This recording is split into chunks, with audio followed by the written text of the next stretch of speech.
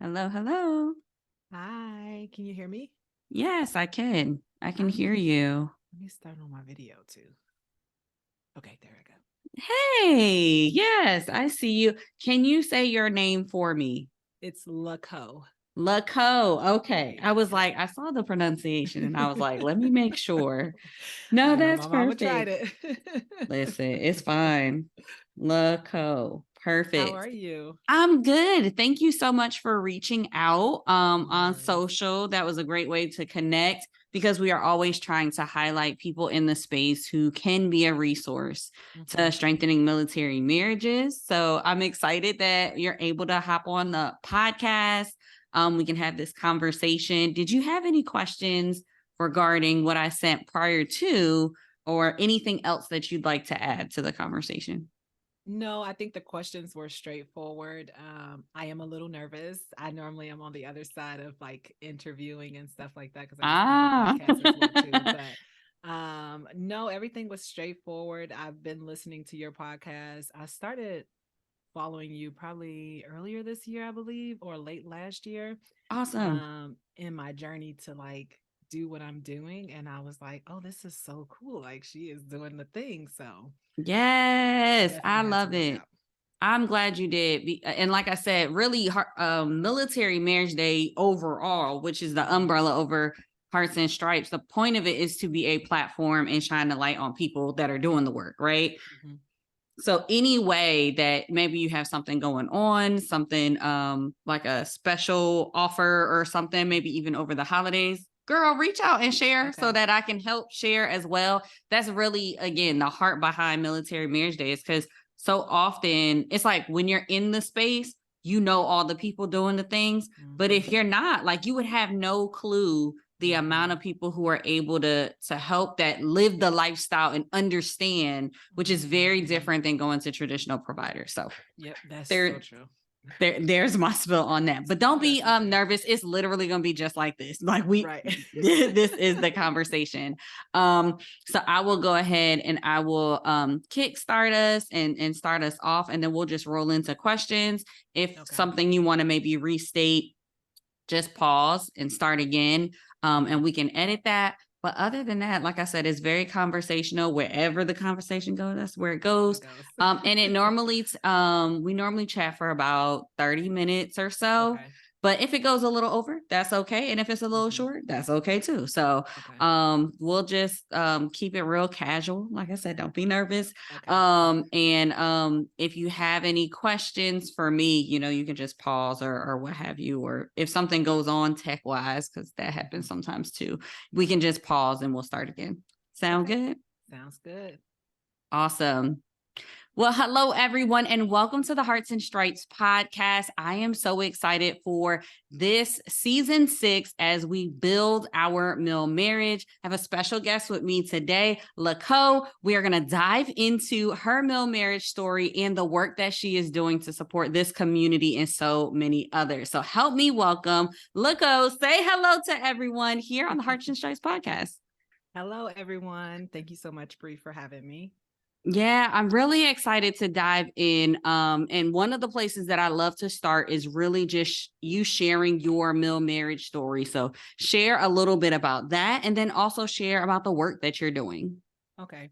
So I am LeCo Hanson. My husband and I, we've been together for 7 years. We are dual military. Yes. We met while we were on recruiting. So it was kind of funny because he was going through this transition where he was actually coming out of a marriage, and I was just single there supporting him. We were in the same unit, and everybody knows how tough recruiting can be on, an individual, and then going through a divorce at that time for him was definitely difficult. And so everything happened organically, just friends, supporting each other like we do in the military. And then after a while, things just kind of turn into a relationship. And here we are, 7 years into marriage, Yeah. through so many challenges and ups and downs, things that people don't really talk about. On social media, you just see kind of like the glitz and the glams and, couple goals and marriage goals and stuff like that. But behind the scenes, we were going through it. We were, initially, we were becoming a blended family because he had a son from a previous marriage, his previous marriage. And then we started to try to create our own family, and we came into hiccups with that. So going through an infertility journey and having 2 losses. We lost our first child at 18 weeks, TJ, and that was Yeah. so devastating for us. And then we lost shortly after that again, and then we were blessed in 2021 with twins. So Oh my goodness. yes. Look at that. So Wow. through those struggles, we just had so many challenges, and there was nobody out there really that we could talk to or relate to, that we knew of, Yeah. because when you're going through those hard times, everybody's like, hush, hush, I don't want anybody in my business and stuff like that. That is the culture. Um, Yep. So we ended up going to Japan, and over there, it was definitely a challenging season for us, with having twins and, medical issues and things like that. So um, I I was really like, I know there's other people that's out there that's going through this. And um, serving in the military, one thing that I've seen since I've came into the military, I'm in the Marines, was divorce. And Mm-hmm. divorce is at a all-time high in the military. Like, you see people come in my course of work, you see people come in, and then a year later they're getting divorced. And I'm like, Mm-hmm. dang, they don't even have a chance. And I'm like, what makes me and my husband stay together through all of this, Yeah. blended families, loss and other issues that we've been through? What makes us stay together? And how many other couples are fighting and want to stay together, but they don't really feel comfortable going into those traditional resources? And I don't know if but the stigma of getting that help from the professionals in the military, oh, that's going to hurt my Mm-hmm. career, or somebody's going to be in my business. Yep. So I was like, you know what, we've been through so much. I have always wanted to help people, and I was like, what is my calling? And I'm like, hey, babe, I have something else, because I'm always the girl with the ideas, Yes. entrepreneurship mindset. And he was like, here we go. And I was like, well, I Mm-hmm. don't want it to be like that. I want to really, if this is for me, I really want to make sure that it's for me. I don't want to jump right into it. So I just slept on it. I kept sleeping on it, but it kept coming. You need to help. You need to help. You need to help. Mm-hmm. So I was like, okay, I'm already going to school. I don't want to change my major again, but what can I do now? So I was like, let me go get my certificate as a relationship coach. So I did that. And then it just kind of spiraled out of there, like from there, like, Yeah. want to help military because that is where your passion is. I've been in it for almost 16 years now. Mm-hmm. It'll be 16 years in October. And I was like, I really want to help keep families together. One of my thing is there is love beyond the military. There is, Mm. love that lasts after the military. You don't Yeah. have to do this alone. You don't have to, end your marriage early. So that's where For the Marriage came in. And everything that I do is just to help military marriages, stay together. I absolutely love that. And I love it because one, you're still active, Mm-hmm. correct? Yes, I You're am. still like in it, Yes. seeing all the things. We are as well. We're still active duty Air Force.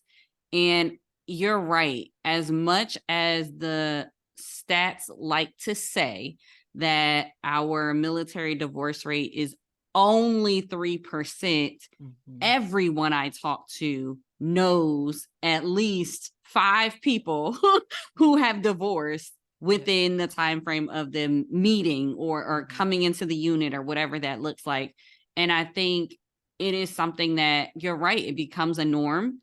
And also the culture in and of itself. And it's maybe old mindsets that I'm grateful that you're helping break these old mindsets. But when you are struggling at home, when you're going through loss, when you're going through infertility, when you're trying to figure out how to make a blended family come together as a family, when you're navigating, look, meal to meal, that's a whole process of trying to come together on, like, that's a lot of things. And it's frowned upon if you share or talk to other people. And it's like, or these stigmas will be associated with you if you seek out help. I think we do ourselves a disservice by not challenging those old thought processes and not reaching out to get help. And I'm grateful because you get to be a resource that not only has been there, done that, but you're still in it. You're still doing it. So I thank you for that. And thank you for being transparent about your story and the loss and just the factors that go into the heart behind what you do. So thank you for that. You're welcome. So share a little bit more about how you serve military couples specifically, and maybe even some civilians, if there's anybody who's listening who is military affiliated and is looking for support. What are primary ways or some tools that you utilize to help serve them? So one thing that I am very big on is understanding that my marriage is going to be different than yours. So when a client comes to me and they want to work together, I am teaching or helping you come to understanding that it's going to be best for your marriage. Although some of the things I've used in my marriage, like journaling, I am huge on journaling. I think that journaling is even better than therapy, honestly, because it's just you and your honest thoughts. So journaling is one of the things. We do a lot of goal setting, affirmations. I'm really big with affirmation, affirming yourself, knowing that, this is where I am. This is where I want to go. So those are some of the things that I help with couples. And then military marriages is my focus, but I also say military marriage and wives because I am a wife. So I do love to help wives, whether in the military or not. I love that because you're saying you can work with a couple, but you'll also just work with the wife specifically. No, that's awesome. And one thing that I do want to just foot stomp for our listeners is the way you approach serving the marriage. There is not a cookie cutter one way. No. I love that you said that because you're absolutely right. We look at these images of perfection. And if you're not watching us on YouTube, I'm giving you the air quotes, like these images of perfection of like, it has to be this way. And that's couldn't be farther from the truth. It sounds like you're helping them determine these goals and set up a game plan for their relationship based off of what is unique about them. Yes, correct. And like we all have a story. Every marriage, you and your husband have a story. My husband and I, we have a story. And just because, we are military here, you have like, I am dual military and I don't believe you're not in the military, correct? So, no, so that in itself is unique where correct. Yes, I'm doing this from a military standpoint, but I'm also a wife and I'm also a mom where you're a wife and you're a mom and you're running a business and all this other stuff. So it's just like when I approach it, I understand like, I'm not approaching this to say, this is what I did. You need to do it. Yes. I'm approaching it like, where are you all at and how can I assist you to get where you want to be? Yeah. And it's not every couple that I work with or every wife that I work with that is like down in the dumps about to get divorced. They're like, hey, some of them are like, my marriage is stagnant or, and I want a little bit more. I want to grow. I feel like we've been in this season for a while. How can we get out of it? That's so good because it also takes away this notion that I only get help when something's wrong. Correct. Or when it's bad. And I prefer people to be proactive about your relationship. Like I love the word that you use. If your marriage is stagnant, that's a good indicator that you're not growing, right? There's no movement in it. It's not it's not at a breaking point yet, but you want to be get before you are in a space where you are hurting. And I really think not enough of us do that. I think we wait for it to be bad for us to be arguing, for us to not like each other anymore. And not even notice the stagnation. I know my spouse and I, we got in a season like that where we didn't even notice that it had gotten stagnant because of what the ops tempo was, and because we got focused on managing life and the house and all these other areas, that when we looked up and looked at each other after this PCS, we was like, wait, hey, who are you? Like, you like some different stuff. Like, your priorities have shifted in this area, or your perspective, or you've learned something new and you've grown in this other way. So I love that you said that, especially if anybody is listening and may want to get or come to you and work with you, you don't have to be in a bad position to get support. And that's one thing that I've seen, like the military, we have so many resources, but we didn't know about, I'm talking about, I was 13, 14 years in, and that's when I started to learn about the programs and stuff that they had available to us, because it was in a time of need. You know what I mean? Right. It wasn't anything that was promoted, and they probably did promote, but it wasn't on a level where people were like, okay, my marriage is stagnant, let me just go and see what they can help us with. You know what I mean? It's like you're down in the dumps, like things are bad here, let's get you the chaplain, let's get you, marriage counseling and stuff like that. It's not like, let's be proactive and help these people. And another thing that I've noticed too is that when my husband and I, we went through marriage counseling, we did it for a year, and I'm just like, okay, what now?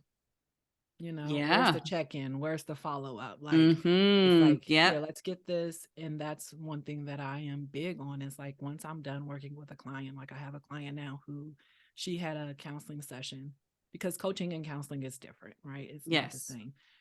She had a counseling session with her husband, and today is her first day. I made it a point to reach out to her and say, good luck, you got this, go in open-minded, all those things. But we don't get that, because when they are helping us, it is during challenging times. So the tempo may be high for them, the marriage counselors and things like that. So that's one thing that I do pride myself on, is doing that follow-up care, because it's important.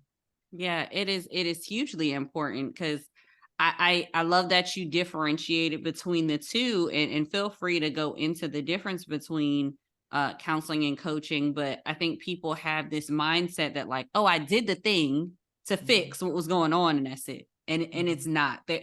There's always maintenance. I like to, if you want to think of your relationship like a car, there's always maintenance that you might want to do before that check engine light comes on for your relationship. So talk a little bit about that difference between how you served in a counseling perspective, and then like what somebody would need from a coaching perspective, or how can that be a tool that they utilize in their relationship, or just personally as the wife.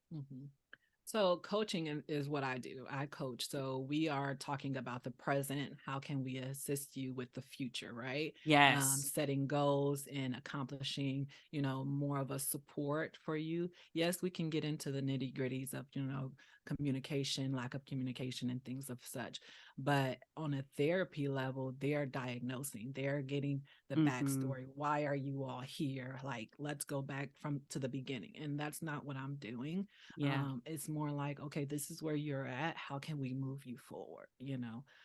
So that's what I look at when I coach. And, like the client I was just talking to you about, she came in and there was a lot of, things that were going on in her marriage. And I was like, I want to be able to help you, right? Yes. But that's not my area. And it's understanding where I fall. So I definitely recommend them to get, marriage counseling and things like that. And then I worked on her as a wife and helped her set goals. And some of those goals were reaching out to a counselor and finding counselors that would work for you. You get what I'm saying? So motivating her to get out of that space of like, I don't know where to go, right? LeCo, you are speaking my love language right now, because what you're talking about is layering the care that you need for your relationship. And a lot of people think it's just one thing. Like, oh, I'm going to just listen to the podcast, and that's going to be the thing that I do for my relationship. Or I'm just going to go to therapy and go back to childhood traumas and get tools of how to close the loop on some of those thought processes and patterns, or I'm just going to do this group program and go to this retreat for a weekend and that's it. Right. And it's like, you might need layers of that because we are complex people and we have complexities in our relationships. So I love that you're talking about layering on support. And like you, I love coaching because I am very much so of a, okay, what is the goal I'm setting for my relationship or in anything? And how can you help keep me accountable to do the work to get there? And how can you check in to make sure I'm hitting the mile markers and seeing the things that I want to see, whether that be in my relationship? So I love coaching. Anyone who has not tried coaching, look, this is your opportunity to connect with someone who understands and can support you in this way as it relates to strengthening your marriage. So I wanted to see if there was one resource, tip, advice, or takeaway that you would give to our listeners. What would that be?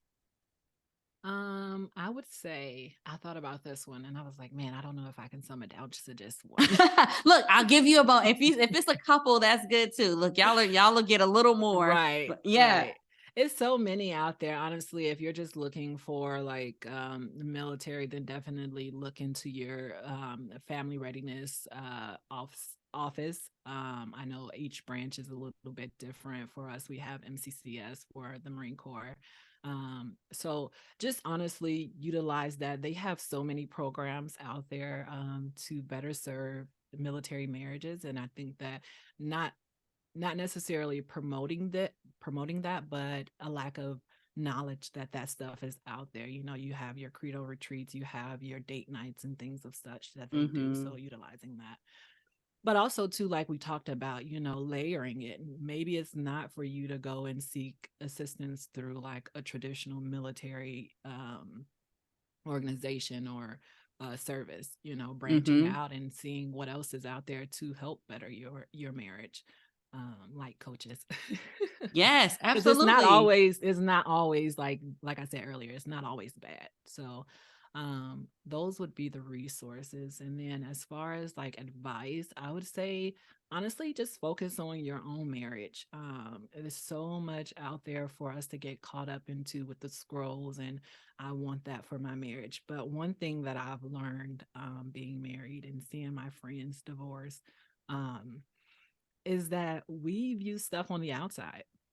Yeah. One of my friends, one of my close friends, she actually got divorced. And when she called me and she broke down, I'm like, wait, no, this is not happening. Couldn't be, y'all. No, Exactly. There's no way. Right. And, you know, I wanted them to stay together. So I'm like pushing, you need to do what you need to do, you know, but I was the friend on the outside looking in. I only got pieces of the story, you know? Yeah. So really just pay attention to your marriage and don't compare it to any other marriage that's out there. Yeah, I think that's great advice because you're right. The highlight reel that we see on social media or that we get from the person outside looking in is very different than the lived experience that's happening in these four walls of their home and in their relationship. And I think when we get in comparison mode, that's when we can build unrealistic expectations for our own relationships. And I think that's when we can change maybe the expectation that you and your spouse were just fine when this was a thing. And then you found out that somebody else's spouse cooks every day. And now you want your spouse to cook it. Like that was not your arrangement. That was not your norm. Can you implement and work towards some of that? Sure. But not from when it comes from a place of comparison and because the grass looks greener over there, or because you see somebody else doing that may not serve your relationship. That may not serve the connection and the partner that you have with you. So I love that advice. That was so good. So go ahead. Oh no, I was gonna say, have you heard like when some married couples on social media be like, we never argue, we never do these things, and I'm just like, that's just so false. Right. It's just so Right. hard to listen to people and continue to follow people that talk like that, because it is Mm-hmm. giving a false narrative to those It people is. who are going through that season in life where it's very challenging. Everybody has those challenging moments, and when you're saying like, we never fight, we never argue, I understand if you're like married for 15 years and then you all have figured it out, you're still gonna Right. have those bickering moments, but to say Correct. never, I'm just like, no, Not guys, true. please don't listen to that. Flag. It's not true. It's not true. Yeah. Even if you're not yelling and screaming at somebody, you have definitely been frustrated. You have had to have the longer conversation. You have had to communicate to find common ground. You have made considerations and navigated and been flexible, and like all of these things absolutely happen in every relationship. So to say you never say Yes. never, friend, because as soon as they hit off that live, they probably was arguing because it is so That is far-fetched so for you to true. never argue. So I love that advice, and I love that perspective also of like these false realities that are just being put up, because it doesn't serve us. It doesn't Do serve you us as see a it though? community. Do you Hmm? see people say that though? You know what? I do. And I Mhm. most of them probably I don't see anymore because I don't follow them, right? Because I have always been the type of person that I like people who are going to be real. Now, I'm not saying air out all your dirty laundry or No. talk about real-time stuff that you're still working through and very sensitive about, because that can open its own can of worms. But I appreciate people who are sharing from a very authentic place. They can say, this is what went wrong, we disagreed on this. This is how we figured it out, or this is how we're still working through it and trying to figure it out. And if you have some advice, send it our way. I appreciate those people because it comes from a more genuine place. And I also think in navigating those conversations that way, you are looking to help other people by sharing your experience. When people are saying like trying to give off this image of perfection, that is more self-serving. That doesn't serve other people. So yeah, I agree. So before we let you go, I would love for you to share how people can connect with you, where people can find you, and so that if you have any questions, you are looking for a coach, my wives out there who are like, hey, I might want to try this coaching thing. Make sure you either pause this episode, grab a pen and paper, or you can click the link right in the show notes. So share how people can connect with you if they're looking to include coaching in how they get support around their marriage. Yes. So Eric, if you're looking to include coaching into your marriage, you can find me on For the Marriage. So everything we do is for the marriage. So forthemarriage.com is where you're going to find my two programs, one for United Marriage and then the Wife Refresh. You can also find me on YouTube on YouTube at The Wife Side. Yes. Like a transition, right? So that is on YouTube. And then my Instagram is The Wife Side 1. And then I have a Facebook group For the Marriage. So you can find me there as well too. Yep. I love that. And also we will be linking For the Marriage in the Military Marriage Day app. So if you are looking for any support, it'll be under that one-on-one section, and also the section that shows like the courses and things. You can link it right there in the Military Marriage Day app. So if you guys have not checked out Military Marriage Day app, look at it in the Apple App Store or in the Google Play Store, and you can find and connect with resources like For the Marriage. So my favorite question at the end of that, the way we wrap every episode, is all about our heart tracks. And the heart track is really just our theme song for the episode. It is the thing that maybe if you are riding along in a car and you want to keep this thought process going and you need a reminder of what LeCo told you about coaching and how it can support you in your marriage. And it is always a great way to keep that thought process going with a theme song. So you are in the hot seat, my friend. Tell us what today's heart track is. So today's heart track is going to be from Kane Brown. It is going to be called Work. Have you heard that song before? Work by Kane Brown? Yes. I am going to have to listen to that one. I'm not as familiar. Now tell us why. Why is this the heart track? So, work is basically letting you know that in your marriage, there is going to be work. So he is a married man. And he just talks about, there are going to be difficult times. I won't always be there, and maybe not always, you may not always feel like I support you, but I know that it's going to take work for us to continue this marriage. I love that song. Every time my husband and I have a disagreement or we're going through a challenging season, I definitely play that because it's just a reminder that this is a season and we will come out of it like we've come out of so many other hard challenges. Yep.